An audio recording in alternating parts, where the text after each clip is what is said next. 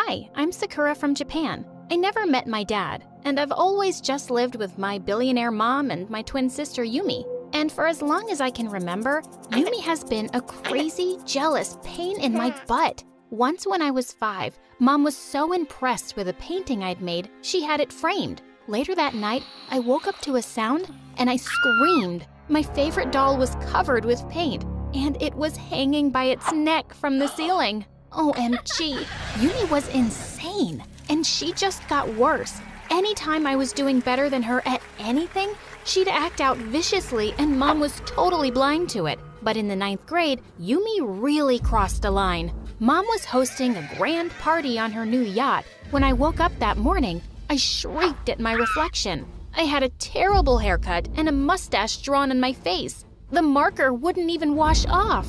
When I went screaming to Mom, she started laughing and said it was just a silly joke. But sweetie, you can't come looking like this to the party. That would be embarrassing for me. I was furious. When they'd left, I snuck into Yumi's room, opened her Facebook, and posted a status. I'm pregnant, everyone. Can't wait to get all round and fat. When Yumi found out later that night, she attacked me in my sleep. Mom came running at the noise and was so mad when she found out what I'd done. My reputation is ruined. I can't live here anymore. Do something, Mom! Next thing I knew, our bags were packed and we were moving to freaking New York. My new school seemed bigger than the White House. And unlike my strict school in Japan, it seemed like everyone could wear or do whatever they wanted here. As we were walking down the corridor, everyone was looking at us and whispering. Suddenly, I heard someone screaming behind me. Hey, wait, are you the real-life Akko from Luna Academy? OMG, somebody pinch me. Oh yeah, you guys look exactly like anime characters. You're hot. What were they talking about? Whatever was going on, it seemed like we'd just become the princesses of the school in minutes. Yeah, even me. I was reading in the library one day when a cute senior, Dylan, came and sat next to me. And he just asked me out. That was weird, but I'd heard Yumi say that she had a crush on him. So I said yes. And suddenly, we were the hottest new couple in school. I was already imagining us as prom king and queen, and I could see Yumi burning up. A month later, Dylan came to my place one day and immediately pulled me in for a kiss. Happy Valentine's Day, babe. I got a present for you. Oh no, I'd completely forgotten about it. He told me to close my eyes and hold out my hand. A rock? Yeah, 'cause you rock my world, babe. What'd you get for me? I ran to my drawer and took out a tacky heart necklace I'd had since I was a kid. 'Cause you stole my heart, babe.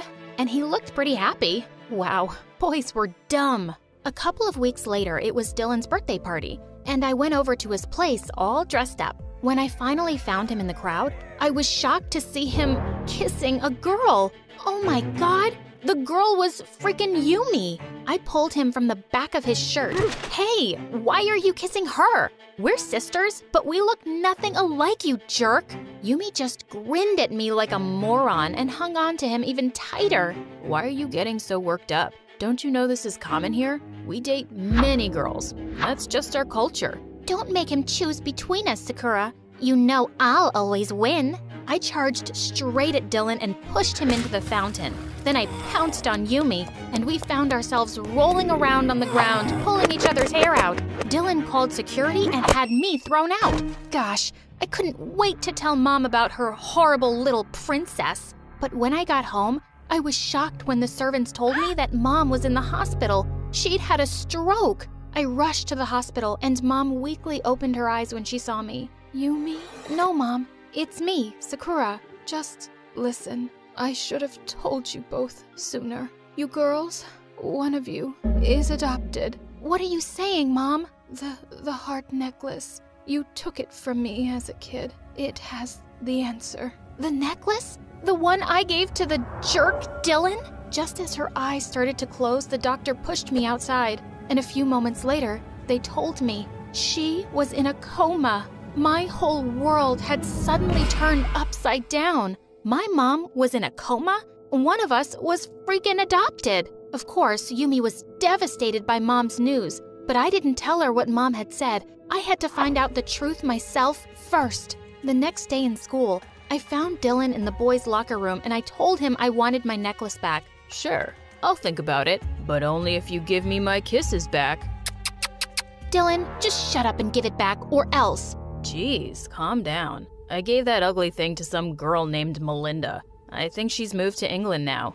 What? I got so mad. I pounced on him and started pulling his ears. If I don't find the necklace, I swear I will hunt you down and kick your butt. Dylan screamed like a little girl and his buddies had to drag me out. That night, I tracked Melinda down on Instagram and booked my ticket. I left without a word to Yumi and found myself flying across the Atlantic in search of that stupid necklace. When I got to Melinda's place, there was a wedding happening in the garden, and the servant said the young miss was getting married. I rushed straight into the ceremony as the couple were exchanging their vows, and I yelled, "Give me my mom's necklace, Melinda, or your marriage will be doomed." As everyone stared at me, Melinda stepped out from the audience and pulled me aside angrily. "Who are you? I don't remember inviting you to my sister's wedding." When I told her everything, she looked at me like I was crazy. I gave that necklace to my maid. She just moved to Scotland, but you can get there by train in a few hours. Oh my God! When I finally reached the address she'd given me, I saw a couple of kids playing outside, and one of them was wearing my necklace. I felt terrible for what I was about to do, but I had to. I went up to the little girl and said, "Your necklace is so lovely. Can I try it?" "No! Leave me alone, Dumbo!" So I snatched the necklace and I ran like there were wild dogs chasing me. Finally, I was about to find out the truth. With my heart beating furiously, I opened the locket and what the freaking fish? It was just a picture of Mom holding two babies, me and Yumi. What was this supposed to mean? I took out the picture and turned it over. Sakura, born on 18th September. Yumi, adopted 2 days later. What? Yumi was adopted? This was unbelievable. As the shock wore off, I couldn't help smiling. For a brief minute, I wanted to put this up everywhere on Facebook and Instagram, but then I decided I wanted to see Yumi's reaction myself. I rushed home on the first flight I could get and barged into the house. "Oh, Yumi, where are you? I've got a surprise for you."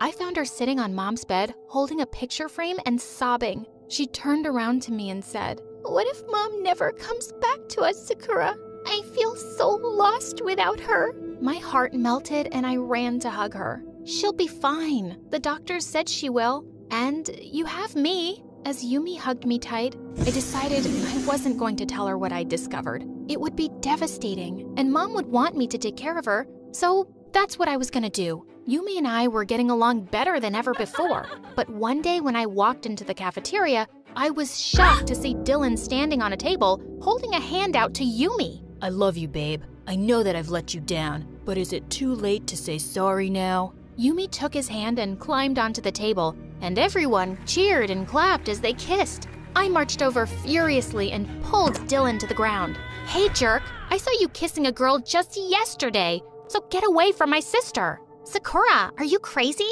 You can't treat my boyfriend like that. And I know he kissed someone. He just said he's sorry, okay? He made a mistake. That's a mistake he makes every day. Yumi, I swear, I just want what's best for you. Break up with him." "Babe, don't listen to her. She's just jealous." "Of what? A stupid jerk?" "No, Sakura. You're jealous of me. You know everyone loves me more. The kids at school, Dylan, even Mom." And before I knew it, the most horrible words slipped out of my mouth.